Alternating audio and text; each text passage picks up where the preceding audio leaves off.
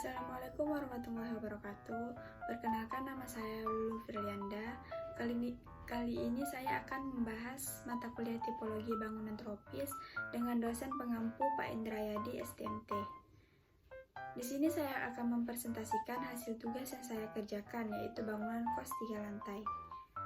Baik, tanpa menunggu lama, kita langsung ke materi. Lokasi tapak yang saya pilih berada di Indonesia, yaitu berada di Kalimantan Barat, Kota Pontianak, Jalan Perdana, Bali Agung 3. Arsitektur tropis adalah suatu gaya desain yang dirancang dengan memperhatikan kondisi iklim tropis. Gaya ini bertujuan untuk mewujudkan dengan karakteristik cuaca panas dan lembab, serta menciptakan suasana sejuk dan nyaman bagi penghuninya. Dalam penelitian lapangan yang dilakukan, ditemukan beberapa karakteristik di lokasi tersebut.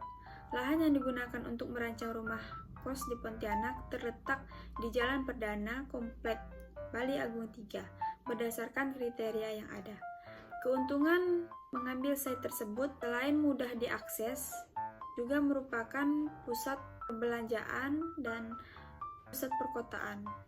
Di arah barat kos terdapat Masjid Ummul Ummah dan lapangan basket. Sedangkan di arah sebelah timur kos ada akses jalan untuk menuju Reformasi, dan dari arah selatan kos terdapat pemukiman warga. Analisa lintas matahari. Pergerakan matahari pukul 6 sampai pukul 9, matahari berada di depan site. Pukul 11 sampai pukul 12, matahari berada di atas site. Pukul 5 sampai pukul 6, matahari berada di belakang site. Respon analisa lintas matahari: melebihkan dak atap sebagai pelindung sinar, menambah vegetasi sebagai penghalang matahari masuk secara langsung. Berikutnya, analisa sirkulasi angin. Arah utara dominan angin datang dari arah jalan. Arah barat dan timur angin dirasakan minim karena tertutup oleh rumah warga. Arah selatan angin lumayan kuat yang datang dari hutan yang ada di belakang kos. Pada potongan dapat dilihat arah sirkulasi angin dari teras depan masuk, membawa udara baru melewati lorong, kamar, dan dapur lalu naik ke tangga. Di lantai 2, udara keluar lewat lorong. Berikutnya adalah gambar denah lantai 1, lantai 2, dan 3. Panjang denah berukuran 21 meter, sedangkan lebar denah mempunyai bentang 12 meter. Selanjutnya merupakan tapak depan, tampak samping kanan, tampak samping kiri, tampak belakang, perspektif kiri, perspektif kanan, dan ini merupakan interior kosan tersebut. Ada parkiran, ada ruang tamu, ada kamar, ada lorong, tangga untuk akses ke lantai 2 dan 3, dan terdapat dapur. Untuk eksterior, gambar pertama terdapat teras depan kos.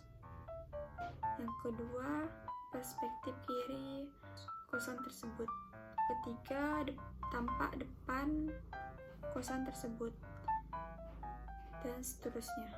Desain ruang terbuka. Teras dan ruang terbuka di sekitar bangunan kos memberikan kesempatan bagi penghuni untuk menikmati udara segar dan pemandangan. Dengan desain ruang terbuka yang tepat, bangunan tropis dapat menawarkan lingkungan yang menyegarkan, mengurangi panas, dan memperkuat rasa komunitas di antara penghuninya. Lanjut ke sirkulasi udara. Desain ruang terbuka memungkinkan sirkulasi udara yang optimal, membantu mendinginkan bangunan secara alamiah, dan mengurangi kebutuhan pendingin buatan. Lanjut ke teras. Teras berfungsi sebagai perpanjangan ruang dalam yang memberikan akses keluar untuk udara segar dan cahaya alami. Mereka sering digunakan sebagai area berkumpul dan bersantai, dilindungi dari sinar matahari langsung dan hujan. Pencahayaan alami. Desain dengan banyak cahaya alami mengurangi ketergantungan pada penerangan buatan, memastikan ada jendela yang memadai di setiap kamar. Jendela besar dan ventilasi. Penggunaan jendela besar dan kaca bening membantu memaksimalkan masuknya cahaya alami. Selain itu, ventilasi yang memadai memungkinkan sirkulasi udara yang baik, mengurangi kelembapan dan panas di dalam ruangan. Skylight dan ventilasi atap. Skylight atau ventilasi atap dapat digunakan di area tengah bangunan untuk menambah cahaya alami ke dalam ruangan yang jauh dari jendela, tanpa menambah panas berlebih. Penggunaan material tahan terhadap kelembapan. Pilih material yang dapat terhadap kondisi iklim tropis, misalnya kayu yang tahan terhadap kelembapan dan bahan dinding yang tidak mudah retak akibat suhu tinggi. Berikut adalah kaca. Kaca digunakan dalam pintu, jendela, dan elemen lainnya. Sangat tahan terhadap kelembapan dan tidak akan membusuk atau berkarat. Plester atau tahan air. Plester ini diformulasikan khusus untuk tahan terhadap kelembapan dan dapat digunakan pada dinding di area basah. Lantai vinil, tahan air, dan tidak licin. Pertimbangan terhadap curah hujan tinggi. Sistem drainase yang efektif. Jendela dan ventilasi.